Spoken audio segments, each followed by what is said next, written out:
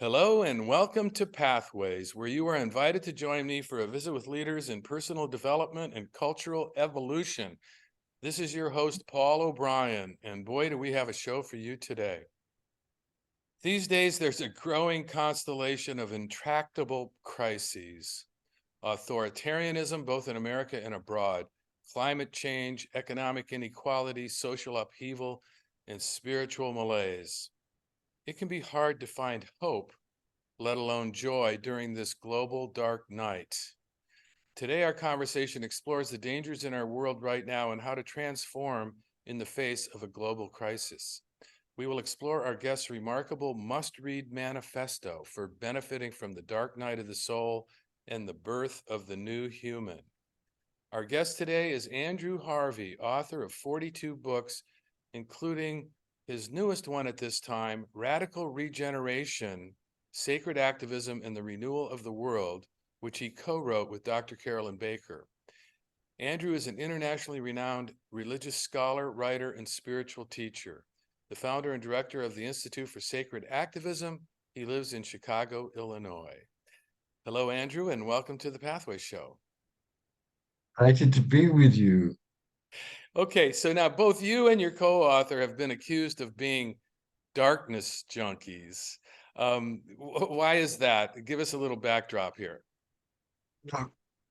In a world of fugitives, someone taking the opposite direction will be always said to be running away.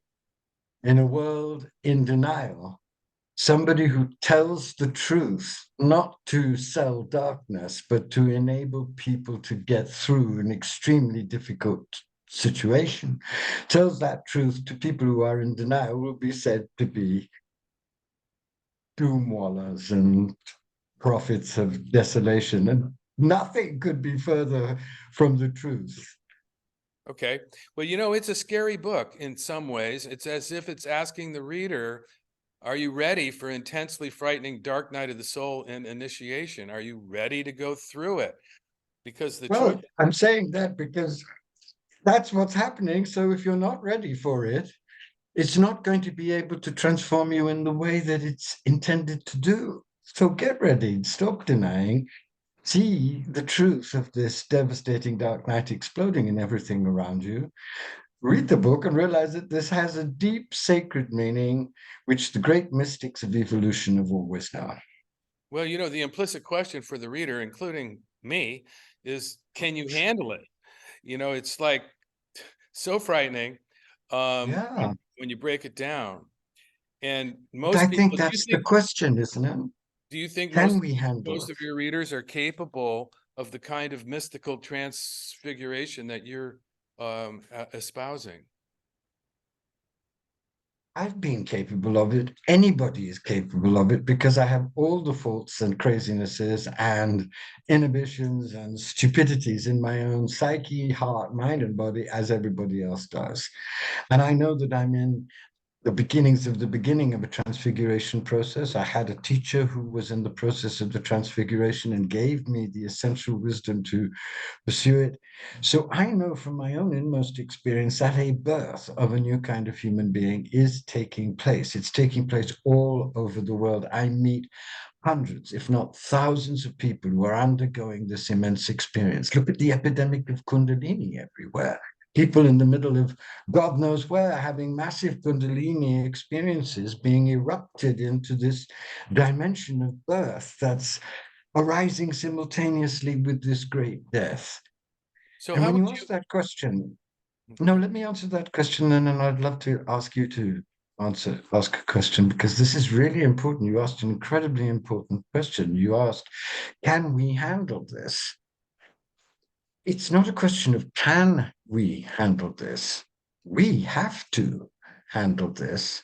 And in order to be able to handle this, we have all of us, including myself, got to do a lot more relentless inner prayer, inner meditation, inner mystical practice to be given as wide a perspective on this as we can possibly be given, and to be given ourselves the kind of spiritual strength that it's going to take to be with a world rent part by death to give birth to a new humanity. It's going to be unspeakable. It is already, but we are up to it, but only if we do the work. There is no other way at this moment. And it's a wonderful way and a glorious way. And so what about people who feel like, they've got to take care of their family, they've got to make a living, how do they achieve the kind of mystical evolutionary development that is called for, given the They exigencies are the of ones daily life? most suitable for this transformation because they live in the real world. So, for instance, if you're in a family, if you're a family person, you have children, you want to protect your children. How will you protect your children if they have no world to be children in? Get real. And don't abandon your job, but realize your prime function is to become awake so that you can guide your children. And to become awake is very much simpler than people normally understand because the Boys Club has made it all so complicated. It isn't complicated. But you It say really in the requires book, three things.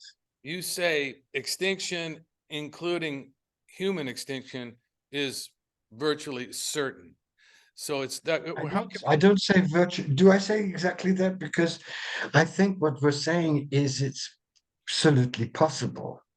It's not certain. It's definitely possible. And it could, by all the facts, happen. But there are other things beside the facts that are in play. well, you say, I'll quote, ultimately, no human survival is we are well aware of the likelihood of human extinction. In fact, we've both written about it. We are also aware of individuals who focus almost exclusively on it, declaring that Right. ultimately no human survival is possible. Okay, so that's not your But position. likely is very different from certain. And if I was certain that humans were going to be extinguished, I wouldn't be pouring out every second of my ancient days to try and give people the vision of radical regeneration because I know that while it's likely, it's not certain. Okay, And it can be made a lot less certain if a lot more of us wake up and start putting love into action and sacred activism all over the planet to change the structures that are engendering a humanity that is crazy and destructive.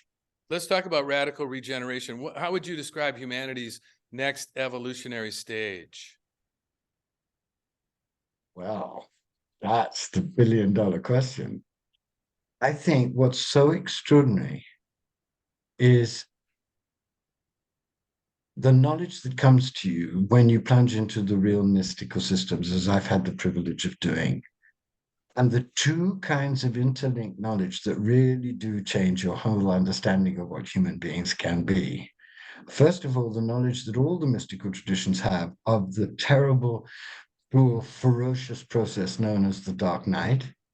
And the second is the knowledge that they all also have in their different ways of expressing it of the kind of being, the new divine human being that is born out of that Dark Night process.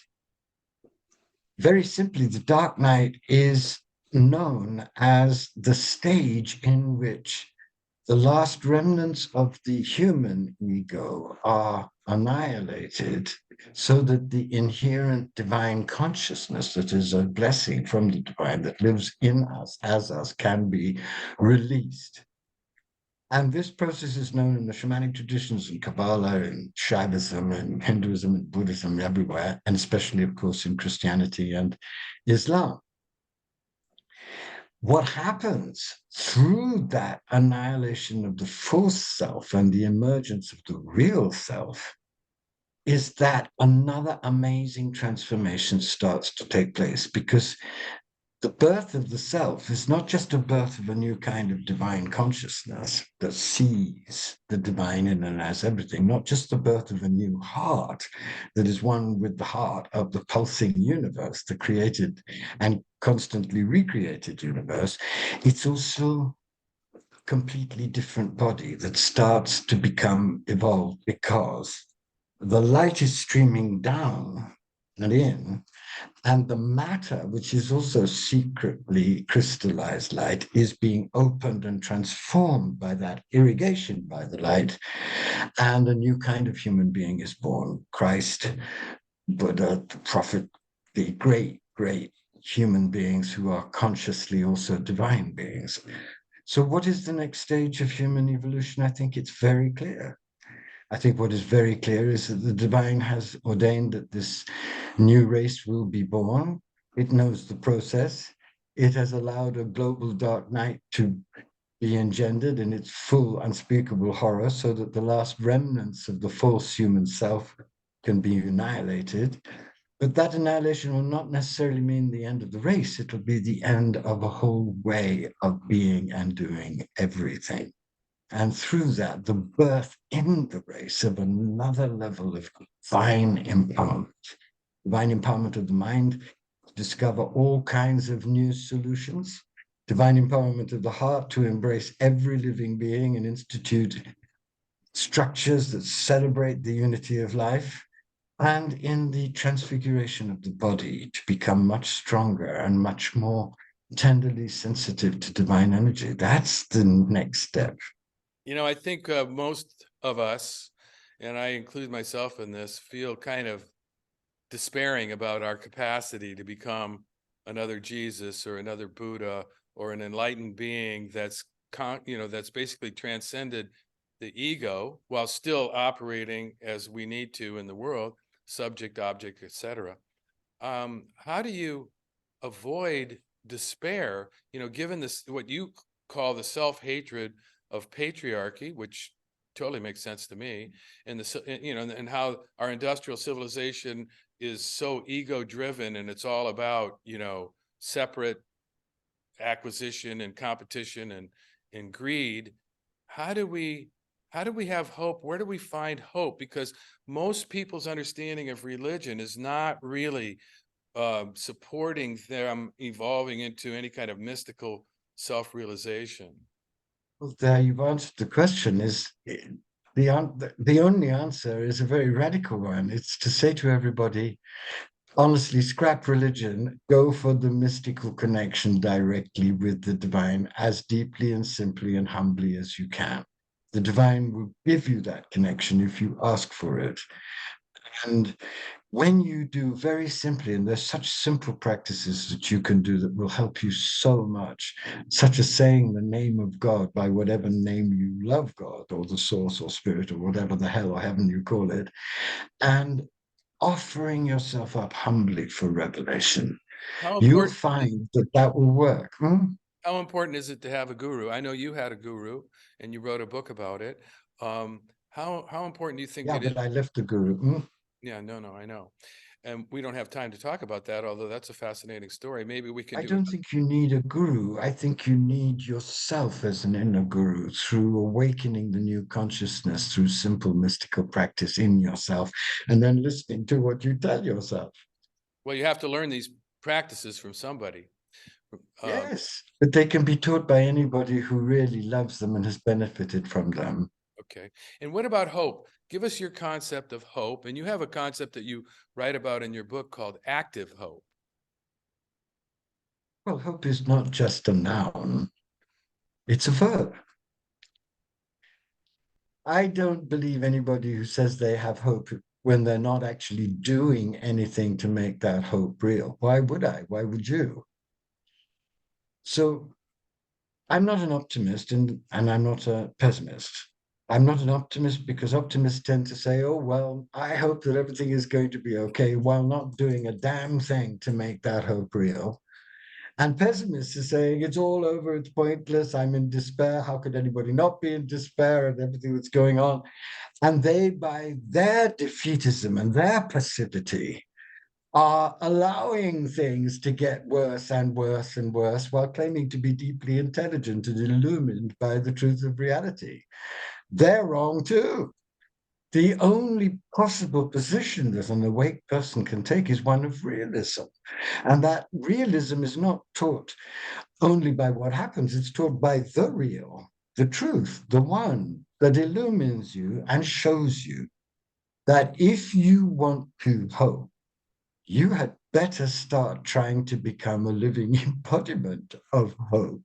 Someone who has deep experiences of unity with the whole of creation and realizes that those experiences are saying to them, what the hell are you going to do to preserve me? Okay, so what should I do? Sort of like I have this sense that these problems are so huge, like climate change, for instance. What the hell can I do? I mean, I'm recycling, I'm careful not to waste things. I have an electric car, but what You're more doing than something. yeah, I'm doing Well, something. I think that, honestly, I think you're doing what you're meant to be doing, and that you're offering your own time and your wisdom to help bring some rich mystical teachings to the world. That's sacred service, and you do it out of great love and out of heartbreak at the lack of wisdom in the world. Right. That's why I don't think you need my reply to tell you what to do. You're doing it. This is it. You're manifesting it. Draw hope from being a beacon of It hope. doesn't seem like enough though, it's like I just kind of feel hopeless in terms of having much of an impact. I think I've shared that despair many times, but I think that comes from a lack of final trust in the truth itself. I think, and also in my case, it came from a kind of inflation. I thought at one time that I was here especially to save the planet. I mean, everybody has this fantasy, and that is a fantasy of the ego and not of the really balanced self. So I think part of my despair came from not feeling that I wasn't saving the world as I was supposed to do. And then I suddenly got to the fact that I could save the world. Nobody can save the world. We can all wake up and together we can transform ourselves and transform the world, but that's a very different thing. So So we have I trust the truth. okay. That's sounds like a pretty important thing to do, to trust life, because as you say Mhm. somewhere in your book, is how we've kind of lost confidence and lost faith in humanity. And, you're talking about the negative effects of fascism, and one of them is to lose faith in humanity. Well, I'm Right. not a fascist, but I don't have a whole lot of faith in humanity when I look at the news and try to stay Well, informed. did you see last week something that could have given you unbelievable hope? Did you see what those Tennessee bastards tried to do to those two splendid, amazing young black men who were standing up for true gun laws in the basis of in the very bowels of the Tennessee chamber? They threw them out, but the young men didn't despair. They came together. They gave their message to the whole of America and the world. And there are now thousands of young people peacefully protesting, rediscovering their power as citizens. That's hope. Yeah, no, that was good. Yeah, that's And good. it's everywhere if you look. If you develop birth eyes, which is one of the things that I hope this book, Radical Regeneration, will help you develop, you will see these amazing movements of hope everywhere. Look at the whole Trump thing. On the one hand, you can swivel your head in absolutely atrocious despair at the depths and fabulous lengths of the criminality of that man and how horrifying and contaminating his disgusting psychopathic presence has been. You can say that.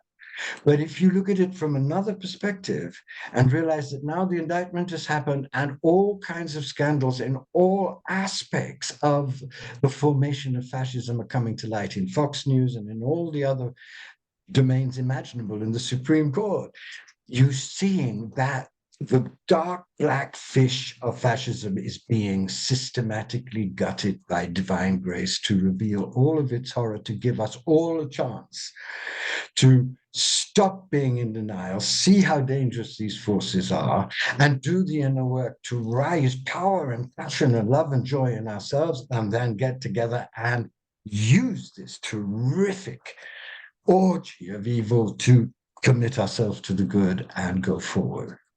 One of the things that came through to me from your book was how important it is to develop some tolerance for ambiguity and for uncertainty. Yes. Because we want life to have meaning. I've been asking the question, what's the meaning of life, my whole life? And Eckhart Tolle, as you point out in your book, described the dark night of the soul as a collapsed in perceived meaning, or the meaning that you've given your life somehow collapses. Yes. And then you write in the book, never has the meaning of life seemed such an urgent quest. And that is just it's how we deal with what we don't understand. It's like we demand certainty, but we live in a world of uncertainty. Can you speak to that? Well, uncertainty is the absolute nature of our experience. Buddha got it right when he said everything is impermanent. But as you grow in mystical awareness, as you grow in spiritual awareness, you come to understand that you do know nothing. And that is a tremendous liberation. Because if you rest in that deep, humble unknowing, astonishing forms of knowledge will be flashed into your open and receptive brain. That's what the mystics of all of the traditions know. And if you cultivate that kind of unknowing knowing, there's no limits to what you can possibly know. And So our lust for certainty is a lust for certainty in the wrong dimension. It can never work in the that's an dimension ego, of that's an impermanence. ego trip. Yeah, Yeah. right. But there are certainties that can be given. When you give up the certainties of the ego, then the certainties of the self start to arise and they change everything because they're not yours. They're of the very nature of the universe and of the divine human relationship. Well, we're undergoing an epidemic. This is what I hear from we've had many therapists on the show and spiritual teachers, et cetera, over the past 4 decades. And, these days we hear there's this epidemic of depression and anxiety Right. happening. And what you're recommending and prescribing in your book is that in order to recognize the madness, we need to, quote, befriend the dark emotions and to open our hearts to our grief, anger, fear, and despair.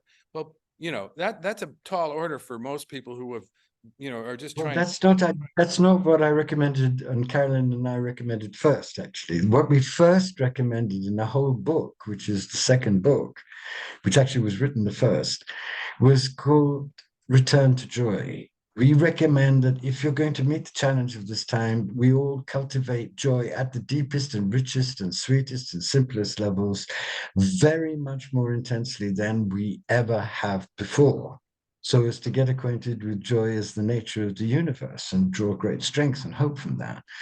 Then it's essential to, from that joy, from that knowledge that you are connected to the great joy creative force that is manifesting the whole universe, then you can turn to look at your dark emotions and befriend them from a larger self, a more spacious self, a self that is calm and filled with energy. And when you do that, you heal them progressively, and you integrate their knowledge and their wisdom into your whole being. That is the way that we're prescribing. Don't turn and look at all of that despair without being in a state of peace and joy through practice, because it will destroy you, especially as it's going to get a lot worse. Well, where does grief come Take in? the Grief is journey. pretty important, right? We have to go through the grieving Yes. process of what we've lost. These fantasies of self-aggrandizement, these fantasies of success, fantasies of comfort, fantasies of abundance.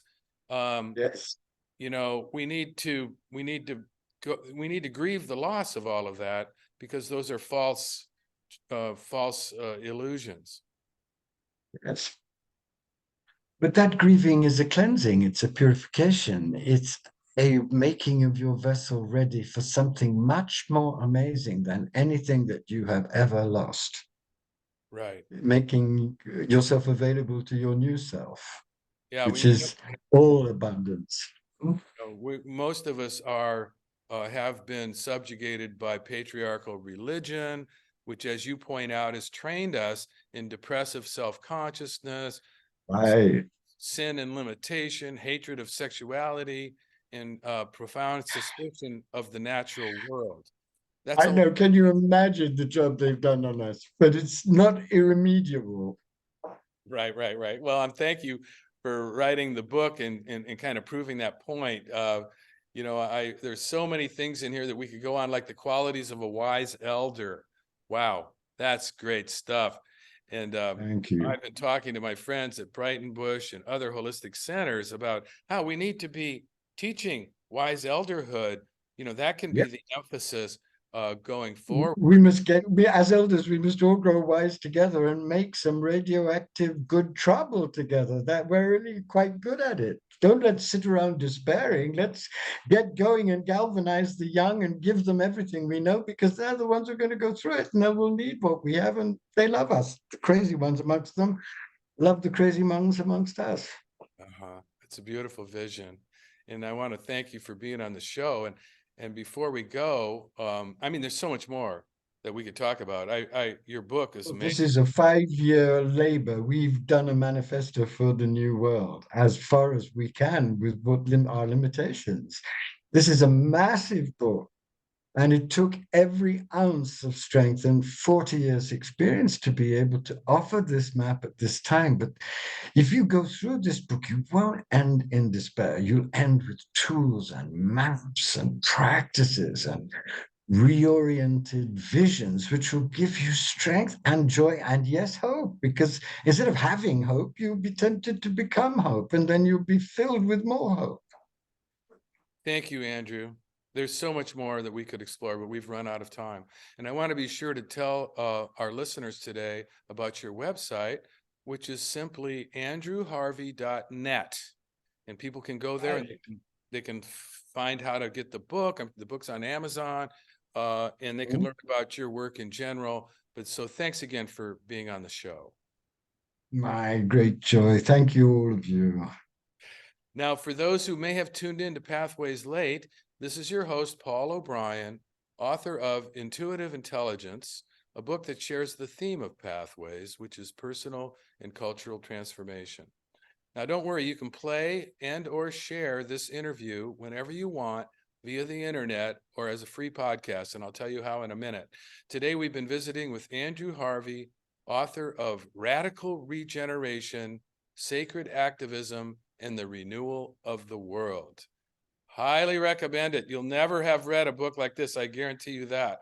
And I want to say thank you to all of our listeners for tuning into Pathways, which is broadcast and streamed on the internet at www.kboo.fm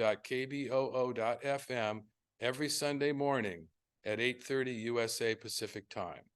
And even better, podcasts of today's show, which you can listen to and forward to others, are available for free at divination.com. That's DIVI nation.com, as well as via iTunes, Paulo's YouTube channel, and other free podcast servers. This is Paul O'Brien reminding you to tell your friends about Pathways Radio and podcasts. And thanks again to Andrew Harvey and to all of you listeners for tuning in and being a part of the Pathways conversation.